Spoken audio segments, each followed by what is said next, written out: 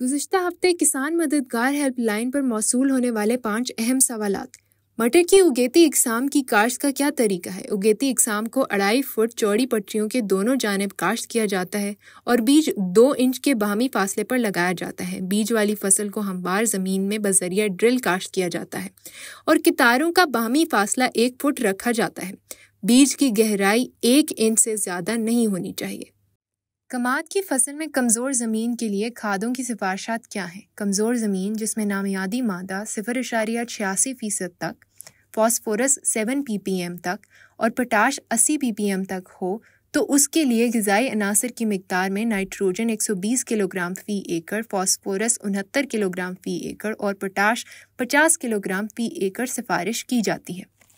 مرچ کی فصل میں سفید مکھی کا انسداد کیسے ممکن ہے؟ بالغ اور بچے پتوں کا رس چوس کر نقصان کرتے ہیں جس سے پتے پیلے ہو کر گرنا شروع ہو جاتے ہیں۔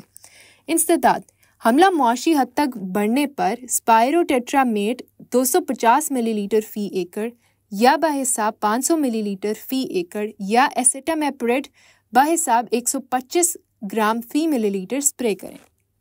مرچ کی فصل پر امریکن سونی کا انسداد کیسے ممکن ہے؟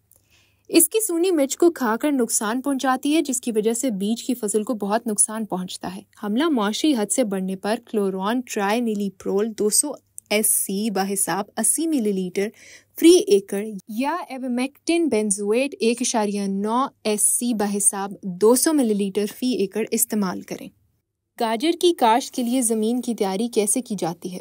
گاجر لمبی جڑ والی فصل ہے۔ اگر زمین اچھی تیار نہ ہو اور اس میں مٹی کے ڈلے اور گوبر کی کچی کھاد موجود ہو تو گاجر کی شکل اور رنگت اچھی طرح نشوونما نہیں کرتی۔ اس لیے زمین کا خوب گہرائی تک نرم اور بھرا بھرا ہونا ضروری ہے۔ اس کے لیے وتر کی حالت میں 3 سے 4 مرتبہ گہرا ہل چلائیں اور سہاگا دے کر زمین اچھی طرح تیار کر لی جائے۔ رہنمائی کے لیے کسان مددگار ہیلپ لائن پر رابطہ کریں۔ شکریہ۔